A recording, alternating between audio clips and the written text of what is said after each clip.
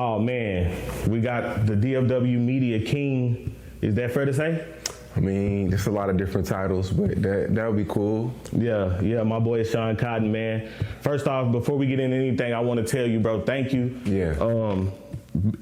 I feel like maybe a whole year up until this point, you've been answering the phone for me, giving me advice here and there, and at your position, you don't have to do that, bro. Like, that just I always say, like, even to like Sperry Springer, like, shout out Sperry, like rest in peace to like Big D the mogul, like, man, like everybody. I try to stay in cahoots with everybody, like eat big or small. Like Vlad, me and Vlad would text, like academics we would text. Like I feel like we're all in like a sorority, like we're all in like a rare crew to where as though, like what I said earlier, like what you eat don't make me shit. So it's like, why? I always thought it was weird how media people act weird towards each other when there's so much interviews and content to get. So that's why I always, like when people start their pages, I always, they hit me up and want to do an interview, I always do it. I appreciate that. So now I ain't gonna lie, bro. I've done my research for this interview, of course, but I didn't even really need to because I've been following since the beginning. Yeah. And so I said that to say I think my interview gonna be a little different than anybody's you've done. But my very first question, of course, we know you from Philly. Yeah. We know kind of your upbringing. I don't think I ever knew how old were you when you moved here? Man, I was like, this shit had to be like 97, 96, yeah. So I've been in Arlington all my life. Right. So, so you about what, 7? When you left Philly, 7, 8, something like that? Okay. What was it? Went to Goodman Elementary here. Okay. Went to junior high, went to Hutch, and then went to Sam Houston. My mom and dad were in the military. Went to, we stayed in Oklahoma, moved down to Arlington, and then that's where I grew up at. Okay. Middle, like we weren't rich at all. Like we lived on the east side of Arlington. Not really the hood, but it became a melting pot because a lot of people from different areas of the country started moving to East Arlington because they had the vouchers and the things like that, Section 8. So, being in East Arlington was cool growing up. Okay. As far as a kid though, like 7 years old, you had already lived enough life. Like, did you experience that culture shock that we hear people talk about, like when they switch from one area to another? I mean, not really as a kid, because I mean, as a kid, it's you just having fun. I mean, of course, Texas at the time was like slower, still slower. Way more, I'm gonna say Hispanics down here. But not really. I mean, as a kid, just growing up, you just really just trying to find your way and who you are as a person. So, but every summer I would always go back to Philly and see my cousins and things like that. So right, okay. So all right, now Arlington, right? Arlington, you one of the people that's one of the most notable people from Arlington, actually. Yeah. So let's go back to, let's say, our middle school going into high school days, right? What was Arlington like around that time? Middle school going into high school, Dalworth was super bad. Like Dalworth was the hood. Like Dalworth was what people say about Pleasant Grove, what people say about Eastwood, Stop 6, what people say about Oak Cliff. Like Dalworth is what you heard. That's all you heard. It was, and Dalworth stuck together. And a lot of those kids went to Sam Houston. Right. They either went to South GP, or they went to Sam Houston. So it was a lot of fights. It was a lot of shootouts back then because Dalworth they were beefing with so many different people. But yeah, Dalworth at that time was crazy. East Arlington was turning up, man. You had people, a lot of my friends, that's when cliques started. That's when people met up and fought. Right. So yeah, it was crazy. I mean, when people think of Arlington, they think of the suburbs, but you got to understand, It's people that's moving there from Little Rock. It's people that's moving there from Fort Worth, Dallas. People moving there. People moving there from New Orleans. Yeah. People moving there from Tulsa. You know, Tulsa has a lot of gangs. So it was a melting pot. That was the culture shock for real. Right. To Arlington itself was so many different cultures blending in one, so that's what made Arlington turn up a lot. A lot of Louisiana people came, so that's what made it real crazy. No, for real. So one thing that you said that I kind of feel like it got skipped over, and it kind of bleed into the Fort Worth shit too. You know, we kind of tune captured like the 90s era, you know what I'm saying? And then now we kind of fast forwarded to the present day, but the click era is one that I feel like kind of got glossed over in terms of like who's documented it, you know what I'm saying? So as far as in Arlington, how influential was click culture? Like, oh yeah, it was real influential. You had BHD with like Junior Sunday and them, and then you had UTG. UTG was like First Aid and those guys, Double C. I went to school with him, by the way. He went to Sam.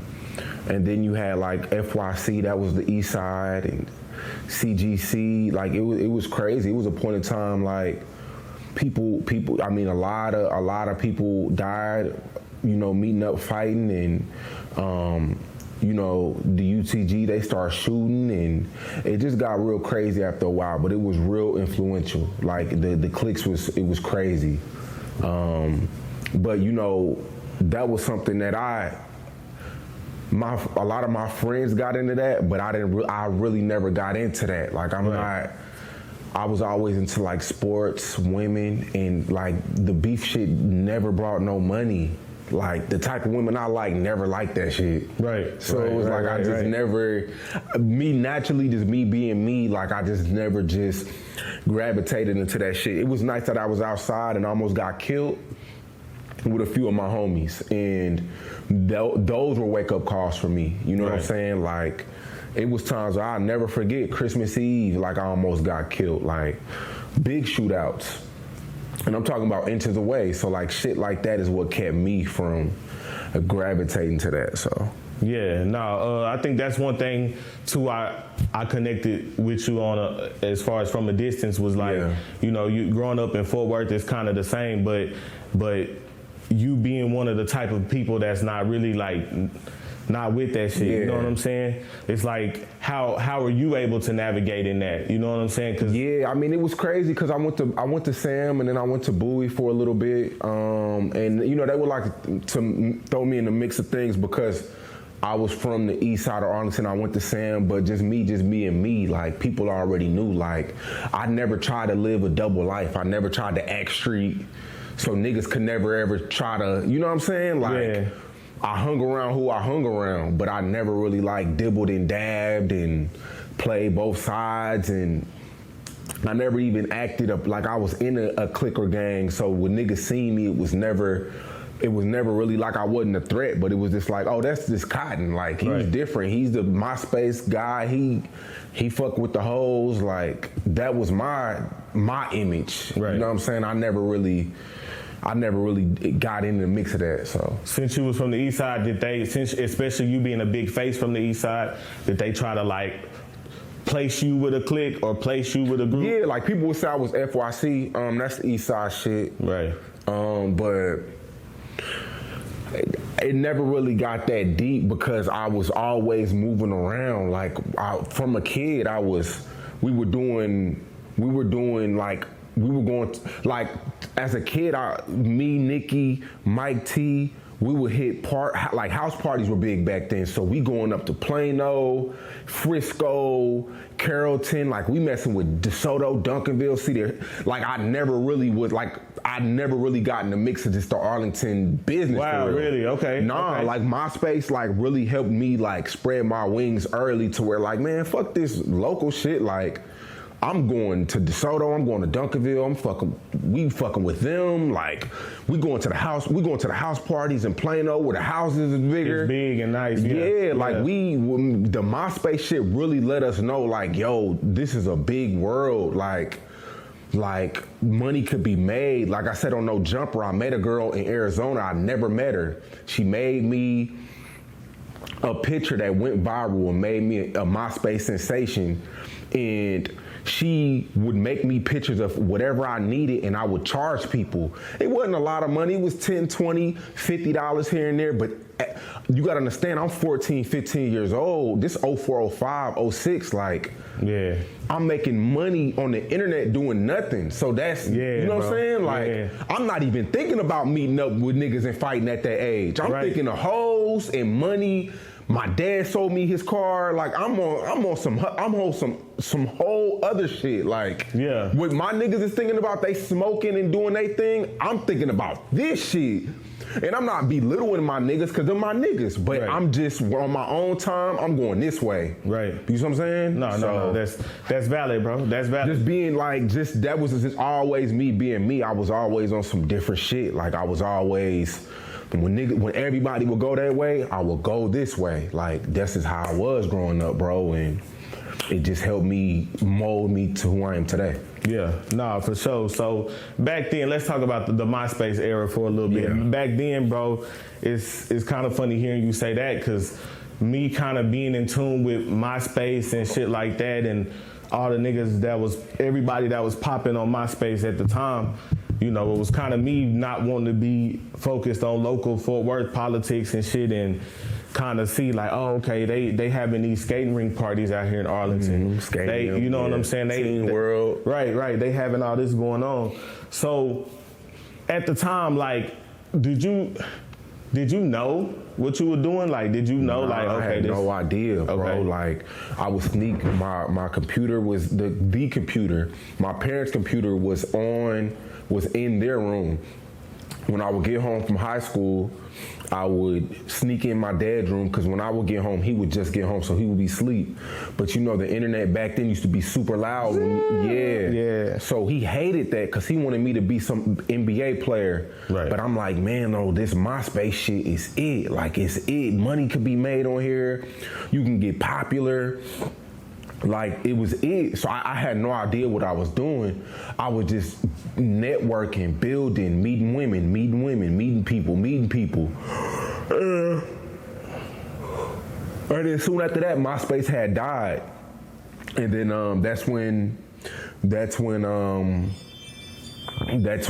know, Facebook took off and Twitter took off. But nah, the MySpace era, no. Like we seen like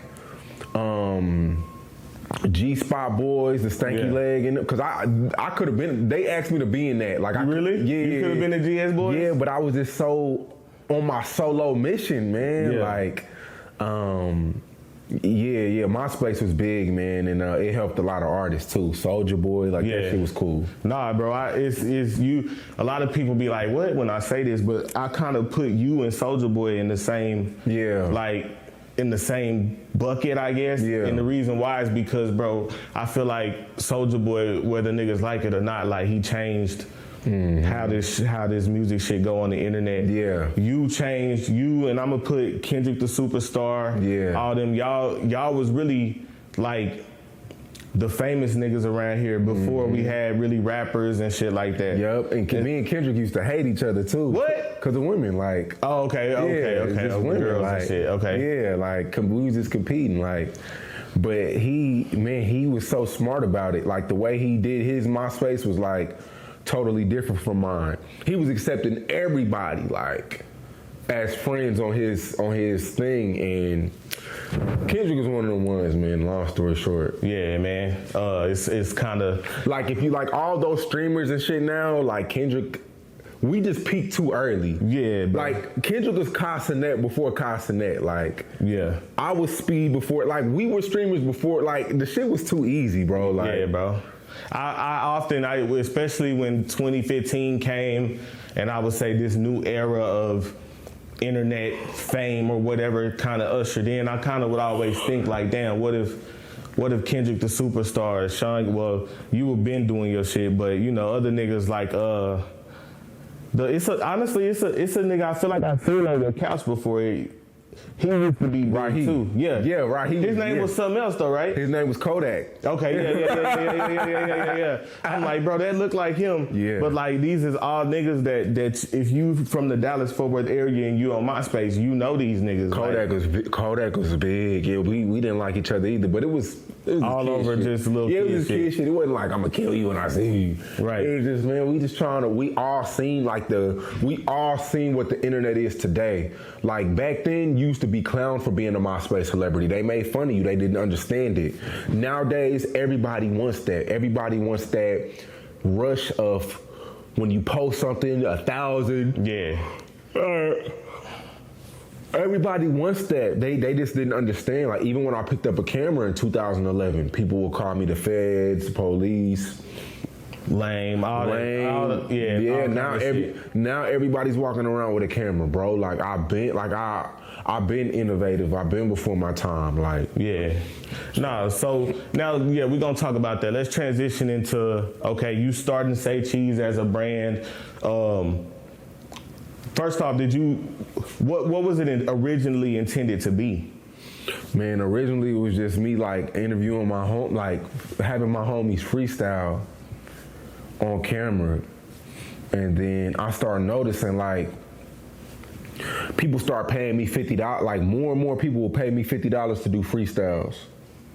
And then time goes by and then I start doing interviews, like viral interviews with like the Jade girl who got beat up in the locker room. Facts. That's Mo3's baby mom. Wow. Yeah. I think you said that on No Jumper. Yeah. I'm like, damn. That's Mo3 baby mom. That's crazy. And then I just started doing like viral interviews, and then World Star started posting my interviews. So I'm like, damn. And then I just started driving places: New Orleans, St. Louis. Like I'm getting the best shit out. I'm going to Chicago. I'm going to Detroit. I'm just taking a trip, bro. Like me and all my homies, like Nate, Sloppy Joe, Nikki. Like we really outside with it. Like just pulling up to different cities. Just pulling up, like.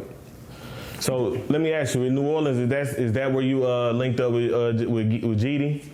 Yeah, but that was years later though. Oh, okay. Like I was in New Orleans at the time, just fucking with people, man. Like if I see some dudes outside, yo, y'all want to freestyle? Yeah, and at that time, that's when niggas would spit bars. Right.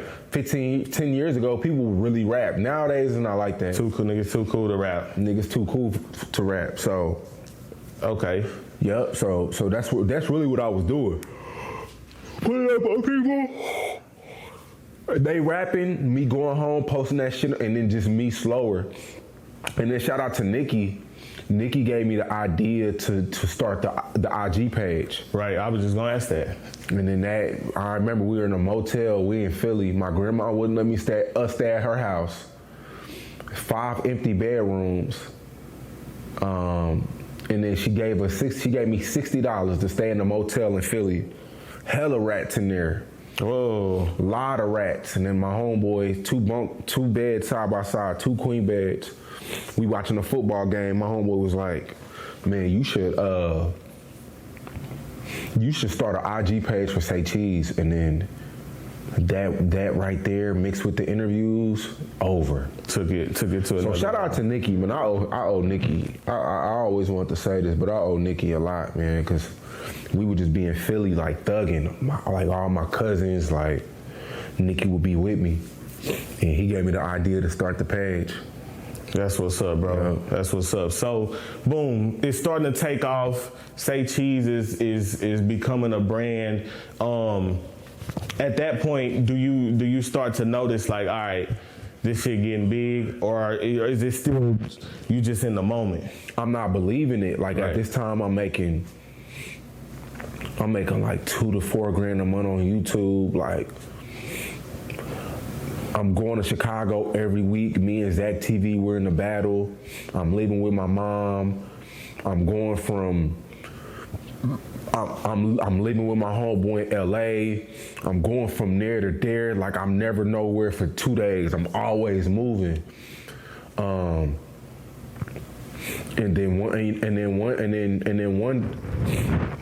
And then I had did an interview in Chicago one month, and I made like 16,000, and I'm like, wow, in a month. Then I'm like, wow, like I'm not believing that Say Cheese. I'm thinking that this shit a fluke. Like it's only gonna be around for a few months and then go away. Like I'm thinking this shit just like a fluke. Like, right. So I'm not telling nobody how much money I'm saving up. I had like 100 grand while I'm living with my mom. I could have been moved. Like when people see the Vlad TV and it says I'm living with my mom till I'm 26, like 27. I was sticking and moving. Right. Hey, mom, take this money, I'm out. Like, I'm not like the way people paint it.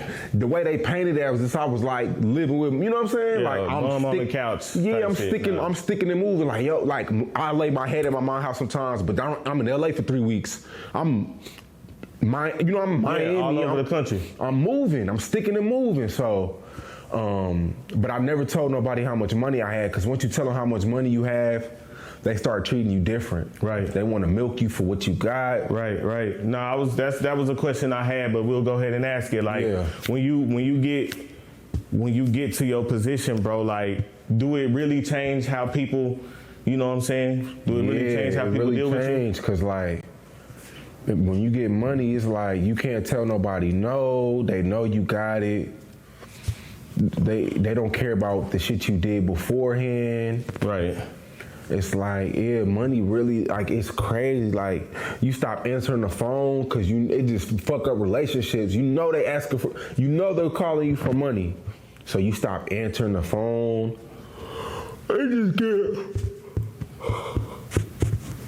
Money shit makes a lot of shit weird, man. Yeah. And sometimes sometimes I feel like the come up was like way better than like actually having money. I love like the thrill of like chasing. Whoa. Wait. So I understand that. The thrill of the chase was better, right? Yeah. But you really saying like it's better than being at the mountaintop and having the money? I think the thrill, like the years of like trying to make a name, was like, because they don't have expectations for you, you know what I'm saying? They still doubting you while you coming up, so you still gotta prove yourself. Nowadays, it's like, it's cool, like, don't get me wrong, but when you at the mountaintop, you comfortable. Like, I like being uncomfortable. I like having to put all my shit in, that's another. Yeah. But I like having to, like, I love having to be uncomfortable, bro. I hate being comfortable. That's why I love traveling. I love doing shit. I love having new goals that I have to chase. Like, I don't like being comfortable. And that's the fun thing about being on the up and coming, is like every day is different, you know? Right. Well, I know what you mean. Like, you just in the game, kind of like basketball. You don't realize that you killing until you sit down and somebody tell you. Exactly. But in the game, you just trying to win. Right. Yeah. But at the top, you know, everybody wants something, and I understand, but it can fuck you up if you let it. Yeah, nah, for sure, bro. Like, I can tell by just how you said that right now that it's draining mentally, spiritually, all of that. So, let me ask you this. This is something I always wondered. Mm-hmm. We were speaking on Say Cheese Innovations, bro. The remote interviews. Yeah. Bro, I said bro was living in the year 2080 when he came up with that concept. How long ago were you doing that? Vlad been doing it, but I never asked Vlad. So me and V, like, we were trying to figure out, like, how the fuck is Vlad interviewing somebody and he not there? And then I called V one day. I said, V, Vlad's wearing the mic himself. I said, Vlad's wearing the mic. That's why it sound like he there. That nigga not there. So boom, that's when we start doing it. It just hit me one day. After you interviewed with Vlad? Nah. No, okay. When Vlad interviewed me twice. No, Vlad interviewed me first. Right. And I was there with Vlad, so he wasn't wearing the mic. He was in person. Then it hit me about the virtual interviews, and then I interviewed Vlad, and then Vlad interviewed me virtual, and I seen it. But before I seen it, I already knew he was wearing a mic. You figured it out. I just figured it out. Kept watching interviews, and it hit me like he's wearing his own mic, and they're singing it together. Yeah. So I'm not taking credit for it. Vlad been doing it. It makes the job way easier. Okay. Like a lot of Charleston interviews, I don't be there. Yeah. Hardly ever I'm there. Damn. Hardly ever. That's crazy. Yeah. That's crazy. If you can't even tell because maybe y'all's interview chemistry is like to where you can't tell y'all apart. Yeah, I'm hardly there when I'm interviewing Charleston, and then I'm wearing a mic. So yeah, it's like I'm right there. So speaking of Charleston, man, that's somebody in Fort Worth, bro, who very controversial. Yeah. Funny, all of that stuff, bro. So let me ask you this: like, what was your first impression of Charleston? Like before you actually knew him? I knew he was a star. Okay. I told my girl I was gonna make him a millionaire. When I first seen him, he was going off on the PS5. I wish I could find the video. I think it's somebody. I might have it. Talking about the PS5. And damn, send that to me if you can. I'm gonna post that. Yeah. That's how I first found him. But I didn't. He was already doing what he does. Right. So it was easy for me to come in and do what I do. Right. So I told my girl, I said, I'm gonna make him a millionaire. He's perfect. Like he's perfect. He's like, this guy is perfect. I already knew. It's like signing an artist you just know is gonna be that guy. Like when I seen Charleston, I said, he's perfect. So I did an interview with him. The first one we didn't put out. Victoria fucked up the audio. No, somebody stole something. Somebody stole something, and we went and redid it. And it probably did like 80,000 views. It didn't do a lot. I started losing subscribers because he said fuck George Floyd, and then the next interview he went at Gilly. That's what did it. The Pop Smoke shit. Yeah. That's what did it. Yeah, that Pop Hunter shit. Yeah. The Pop Hunter shit. Yeah. No, you good. Yeah, that did it. And then shit. I paid him over $1 million. Damn. Like the shit I said in No Jumper was no cap. No cap. Like, right. I interview him once a month. We've been doing interviews for like 5 years now. Right. Like I pay him a nice chunk of money for each interview. Sometimes we do 2 a month. Right. He's made over $1 million with me. Yeah, nah, for sure, bro. That, like I said, that dynamic is kind of one of the characters that I kind of credit to Say Cheese along with J Mane. Yeah. Stuff like that. So let me ask you this, just as somebody who's trying to do the same thing, have you ever seen Pops? The old man Charleston refers to? Yeah, Charleston did his mentor. Yeah. That's something that me and Pops work on a lot. And I'm trying to explain to Pops that after I watched the Vince McMahon documentary, I completely understood the internet and understood Charleston a little more. You seen the Vince McMahon documentary? I didn't, but I would understand. You would love it. He understands. He understood that taking Hulk Hogan, which is the biggest babyface ever, and turning him heel would blow the WWE up. Yeah. And that's what happened, bro. And so something when I was watching that, it clicked, and I'm like, wait a minute. These people understand that they love the villain, right? The audience loves the villain. So when you're trying to create a character, do you think it's possible in today's age to create a character who's all positive? No. Right. No. Rappers, it don't work. To me, it's not the talent, it's the conversation. What's the storyline? Right. The villain, young boy goes at everybody, never step down to nobody. Right. From every rapper, Jay Prince. Right. Never step down to nobody. We want to see the storyline. We want to watch the story. We don't care. The music has to be good, but it has to be some type of, your fans have to want to go to battle for you, want to root for you, argue with you. It has to be Right. some type of barbershop talk. Right. Has to be. Right. If you want to be a star. Now, if you want to be a middle of the pack rapper, if you want to be whatever else, yeah. But if you want to be a star, we're talking about stars. Right. Charleston White is a star. Right. And that's You what have to have conversation. Right. It has to be a divide. It has to be people against him and people for him to create that clash. Right. It has to be. Right. That's kind of more so what I'm speaking of, like internet characters. I was explaining to Pops, like that's why 607 Unc. That's why you have those. That's why those people kind of rise up quick. The four extras. Because people want to, like you say, the villain. It's like people want to see them fall. People want to see Charleston fall. Right. People were so happy when 4 Extra blew off his finger. Yeah. People love to be entertained by the big bad motherfucker on the block because they know you can only be that for so long until you fall to your humbled.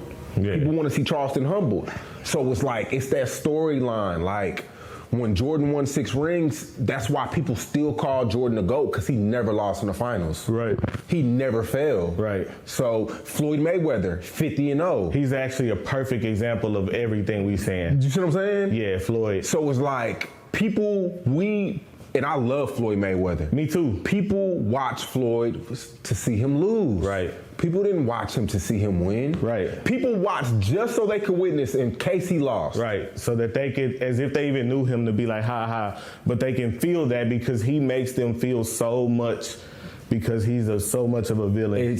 You said the word, Right. feel. Right. The star has to make you feel some type of way. Right. They either got to make you, the star have to make you love them or hate them. Right. You see what I'm saying? Right. Either emotion is fine. Yes. The love or the hate. But it's still an emotion. Right. It's got to be strong though. Yeah. I You see what I'm feel saying? Yeah. So positive, no, that shit would never work. Right. I mean, you may get women, you may get a female fan base, but superstar, nah, it has to be some conversation. It has to be. Right. Like Pops, he more so want to get the message. Honestly, him and Charleston have the same message, but If Charleston was positive, nobody would care. So that's what I be trying to explain. It's like, yo, I get it, but that's why. Is because this man will say anything, bro. Charleston understands the internet. Right. And in this day and age, if you don't understand the internet, it's going to be hard for you. Right. And if you understand the internet, it's really hard to fall off. Even if you're a rapper, you can always come back if you understand the internet, because it's all about making people react. Fact. It's all about, like, we post news all day. We know it's going to react. We know it's not going to react. It's all about engagement. It's all about making people feel. You know what I'm saying? It's all about, that's what it's all about, bro. You have to entertain at some point, you have to have a niche. Has to be. Facts. Can't just be, No, for sure. You can't just say, I'm good at this, y'all, look. And it's just, okay, cool, it's whatever. We know 1,000 good rappers. What else? No, you're right. You're right. So, okay, a little bit kind of, it's not random. It's something I think you passionate about. Bitcoin. Yeah.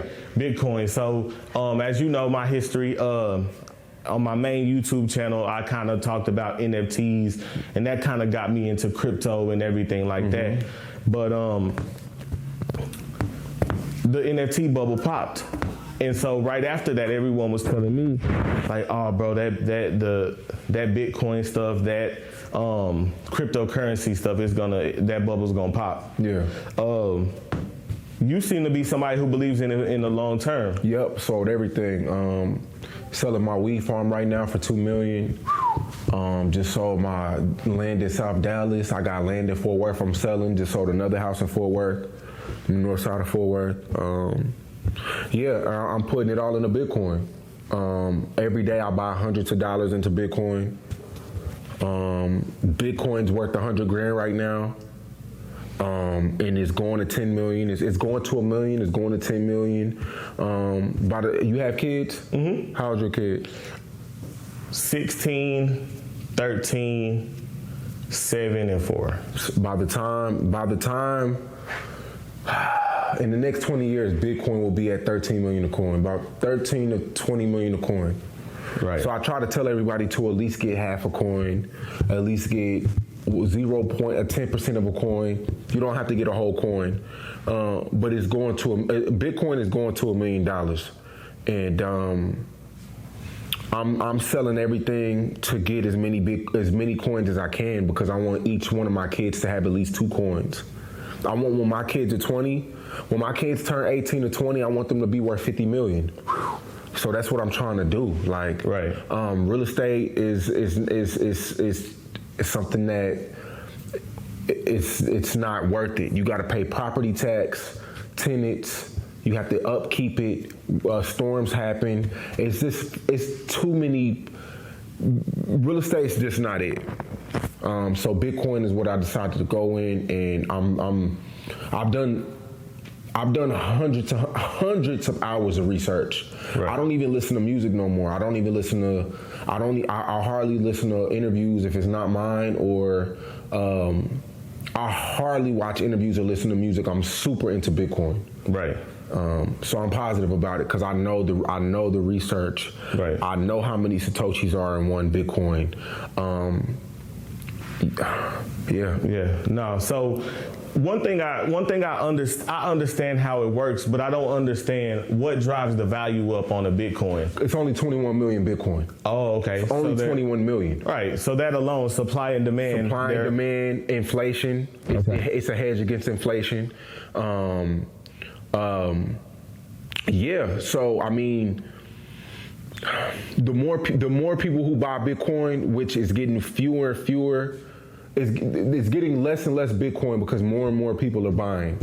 So that's why I say in the next 5 years, Bitcoin will be at 1 million, and then in 10 years it will be at 10 million. Jesus Christ! Because it's only 21 million, and it's decentralized. So people in Japan are buying Bitcoin. People in Europe, like Africa, like it's everywhere. Right, and I hear that, and I'm not sure how true it is, but one of the things that I read about it is that what Bitcoin does is kind of protect some of us in the United States, because everyone says the United States dollar is doomed one day. Yeah, it's doomed. I mean, inflation is killing us. I just posted today that $100,000 in 2020 is, you need $125,000 right now to equal the same buying power as $100,000. Wow. 5 years ago. So that means we lost 25% of the U.S. dollar buying power in 5 years. The U.S. dollar is trash. A Happy Meal is like $20 now. Bitcoin is going to be the new use of money. Right. And the U.S. Strategic Reserve, the country's buying Bitcoin, the states are buying Bitcoin. Everybody's starting to get as much Bitcoin as possible. I try not to talk about Bitcoin as much because I don't want people to feel like I'm trying to sell them anything. This is not shilling to them. When people ask me what I'm doing with real estate, I let them know. Right. I'm not on a Bitcoin spree. I'm not posting it in my story every day. This is just what I'm doing. No, facts, bro. It's. I asked you because I know you're knowledgeable about it. You know what I'm saying? And I try to get all, like, my family, everybody that I love, I just try to get them to get to 0.1 Bitcoin. It's worth 10 grand. You don't have to buy 10 grand at one time. Even me today, I'm a whole coiner. I have coins, but I'm still buying every single day, $150 a day, $200 a day in Bitcoin every day, because I know in 20 years, and this interview is gonna be gold in 10 years, but I know in 5 years, 10 years, Bitcoin is gonna be worth $1 million, and our kids are not gonna have to be worried about anything. So I always try to tell people to get to 0.1 Bitcoin, because when Bitcoin's at 10 million, you'll be a millionaire. Right. Okay. All right. So, as far as like what you got coming up, let me ask you this. When it comes to building a platform, what would you say is the most important thing? What kind of platform are we talking? Because that do matter. Like, it could be a hip hop platform. It could be a podcast. Whether it's sports, music, sneaker culture, anything. You know what I'm saying? Like, what's the key? Because everybody feels like, all right, if I just grab a camera and do this shit, then it'll, you know what I'm saying? Like, what's some? I guess I should have asked, like, what's some things you would have told yourself earlier? I feel like the key to building a platform is bringing fresh stories that we don't know, like creating characters. How I did the Aunt Glizzy, how the J-Mains, the Charleston Whites, creating characters, finding stories that aren't out there. Stories that Say Cheese aren't posting, or academics, or No Jumper, or Vlad, like getting rare interviews that we need, like informative stuff, Mm-hmm. Like I feel like that's the best way to build something is to get things that aren't already out there. Believe me, it's a lot of shit out there that people aren't covering. They're not covering. Right. And everybody's copy and pasting the popular shit, but they're not bringing nothing new to the table. So that's really my thing on building a platform. And there's so much content that I have crazy ideas for. I'm just waiting for the right time to do it. Like with me, my biggest thing was doing the list. Like, I would do the list. It was like a lot of different things I would do. Right. And I feel like the list, the tournament, all types of different things. When you just got to get creative, and I feel like a lot of people aren't creative. We're just copy and pasting. Find an artist you may like that's different. Find a personality that's different. And I feel like once you find them, don't let nobody take them from you. Keep them. I feel like that really helps build brands. Right. It really does. Right. So, I see you got the warehouse here. You got the Black Man. Yeah. I know you doing Bitcoin, but as far as on a Say Cheese level, like on a platform type level, what are your upcoming goals, or like what's something you haven't done that you want to do? I want to break another artist. Okay. I want a superstar though. Like I hate that people think I love drill. I don't love drill. Right. Drill is this microwave. It's easy to go viral. It's easy to diss somebody and get 1 million views. I want a real star. I want a pop artist. I want an R&B. I want a stadium arena artist. I don't really care about the drill shit. You name me one drill nigga who getting money. Besides the OGs, besides the Chief Keefs. That's about it. Besides G Herbo. And he not even really drill for real. He just came from that era, but he more on some conscious shit. Right. It ain't really no who's a drill nigga that's in like that shit ain't. It's not sustainable. Bro, I don't know if I'm getting old or what, but music period just is starting to be trash. Not it, bro. Trash. It's not it, bro. I was listening to T.I. and Jeezy the other day. I'm like, wow, these niggas really knew how to structure records. Right. Like, this shit made you, once again, the F word, feel something. Like, when you heard this shit. You just said it, and I was just about to say it. Like, listening to Jeezy, listening to T.I. made me feel like I could achieve anything. Right. Made me feel like I can go get $1 million. Man. And people talk shit about Zillionaire, but his music make you feel like you can wake up and touch a 10 ball. Right. That's what it's about. It's not about, I mean, of course, it's a lot of good rappers that are good at rapping, but they don't make you feel. None of this is about how it can make you feel. And they say Zillionaire may not be the best rapper. I'm just using them as an example. Yeah.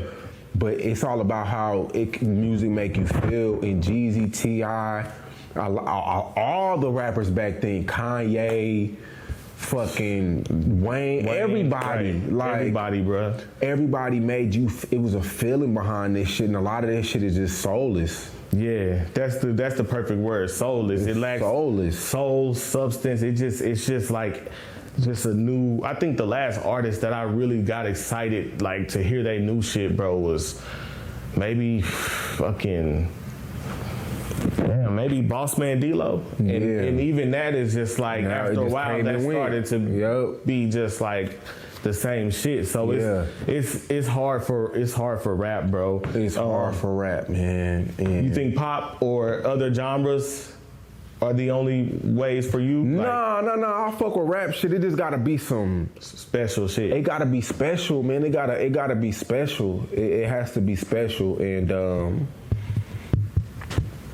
it just gotta make me feel. It just gotta be special. Like a lot of niggas just don't know how to structure records. You going straight in, no hook.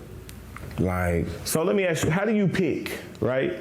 Because you talk about the J Mains, the Charlestons, let's even think about some of the artists that you grabbed, right? And like somebody like me, one of the biggest things that I started to see early, and I was like, man, I respect that about that dude, is that you really have the power to change somebody's life. Like you could turn the switch on if you want to. Mm-hmm. So how do you pick? Like how do you look and say, all right, this is it?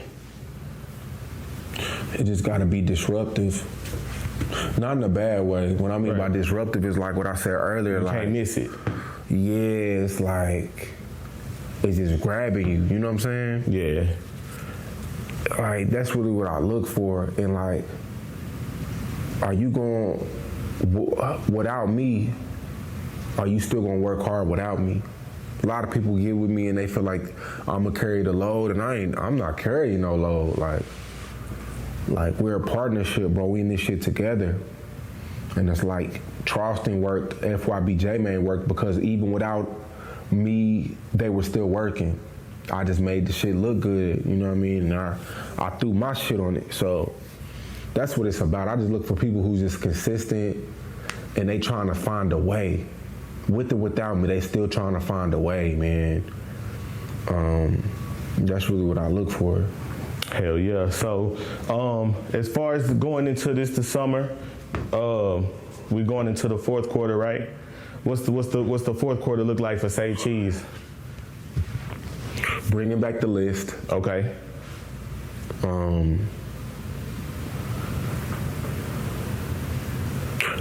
A lot of content. I kind of been slow on the content lately. I seen you teasing a streaming computer. Yeah, I got the streaming shit in there. That's just for play though. Like I'm a stream, but I ain't trying to be on no constant net shit. Zeus, I don't know if you know who Zeus is. Yeah, for sure. He went to school with me. Oh shit, for real? He from Arlington? He's from Arlington. Wow. So he be telling me to get in there. So I got a computer. We're gonna do some collabs and shit. But yeah, the streaming shit, that's big. And then shit, just working, man. Just working.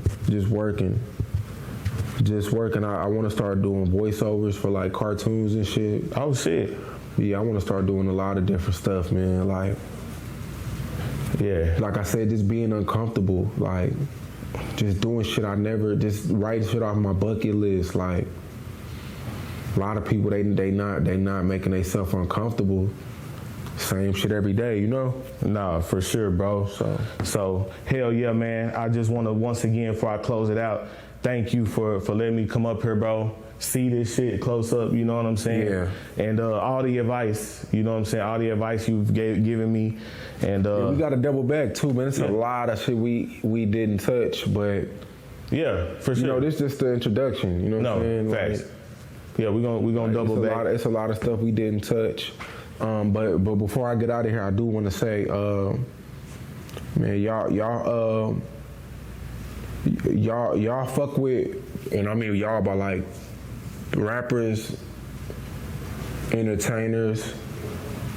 Fuck with the media, and it don't always gotta be the big guys, man. Like, fuck with the media.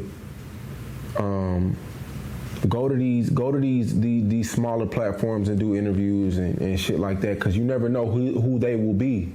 You never know who they will be, and you never know what will happen to your career. And you don't always got to come on stage. I'm just speaking for, you know, platforms like yours and everybody else's.